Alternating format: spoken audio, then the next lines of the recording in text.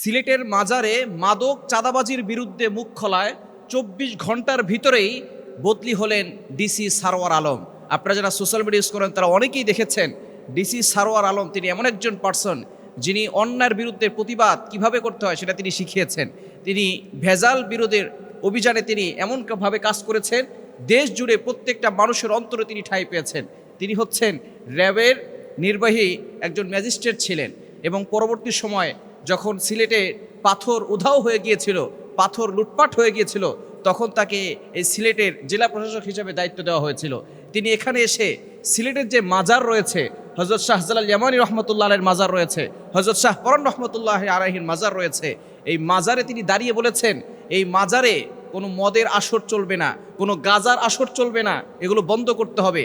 এবং তিনি বলেছেন এই মাজারে যেই টাকা আসে এই টাকার স্বচ্ছতা মানুষের কাছে আসতে হবে, যাতে করে এই টাকা কোথায় যায় এটা নিয়ে মানুষের কাছে যাতে করে প্রত্যেকটা মানুষ জানতে পারে যে এত এত টাকায় মাজারে দান করা হয়, এটার একটা হিসাব যাতে করে মানুষ জানতে পারে। কিন্তু দুঃখজনক হলেও সত্য, যখনই তিনি এই কথা বলেছেন তখনই তাকে বদলি হতে হয়েছে। কেন তাকে বদলি হতে হলো, তার অন্যায় কি, এগুলো কিন্তু জনগণ জানে না। তাকে সিলেটের সেই জেলা প্রশাসক থেকে বাদ দিতে পারে, বদলি করতে পারে, কিন্তু মানুষের অন্তর থেকে তাকে কখনো বদলি করা যাবে না। তিনি যেভাবে কাজ করে যাচ্ছেন, এরকম ডিসি যদি প্রত্যেকটা জেলায় থাকতো তাহলে বাংলাদেশ চেঞ্জ হয়ে যেত।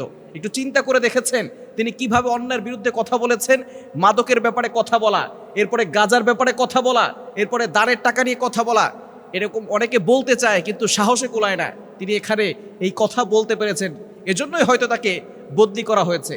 দুঃখজনক হলেও সত্য, আমরা অনেকেই কিন্তু এই শাহজালাল ইয়ামানী রহমতুল্লাহ আলাইহির মাজারে, এরপরে শাহ পরান রহমতুল্লাহ আলাইহির মাজারে আমরা অনেকেই মানত করি, অনেকে তাদের কাছে গিয়ে চাই।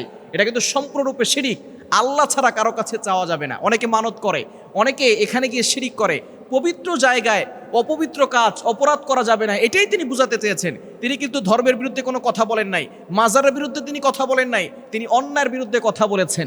তিনি আগে থেকেই মাদকের ব্যাপারে এবং অন্যায়ের ব্যাপারে ভেজাল বিরোধের অভিযানে তিনি অনেক কাজ করে গেছেন। এজন্য মানুষের কাছে তিনি পরিচিতি লাভ করেছেন, তিনি জনগণের ভালোবাসা পেয়েছেন এবং তিনি এমন কাজ করে গেছেন মানুষ তাকে পছন্দ করে, মানুষ তাকে ভালোবাসে। এবং আমাদেরকে স্মরণ রাখতে হবে হযরত শাহজালাল রহমতুল্লাহ আলাইহি ইয়ামেন থেকে এই বাংলাদেশে তিনি মরে যাওয়ার পরে তার মাজারে গিয়ে মানুষ টাকা দিবে, মানত করবে, তার কাছে চাইবে। এটার জন্য তিনি বাংলাদেশে আসেন নাই, তিনি বাংলাদেশে এসেছেন ইসলামের প্রচার করার জন্য। ইসলাম নিয়ে তিনি বাংলাদেশে এসেছেন, রাজা গৌর গোবিন্দর সব কিছু তছনছ করে দিয়ে তারপরে তিনি বাংলাদেশে ইসলামের পতাকা উড়িয়েছেন, আল্লাহু আকবরের ধ্বনি দিয়েছেন। সুতরাং এদেশে 95% মুসলমান বসবাস করবে, সেখানে এই শাহজালাল ইয়ামানী রহমতুল্লাহ আলাইহির মাজারে গিয়ে পবিত্র জায়গায় মানুষ অন্যায় কাজ করবে, শিরিক করবে,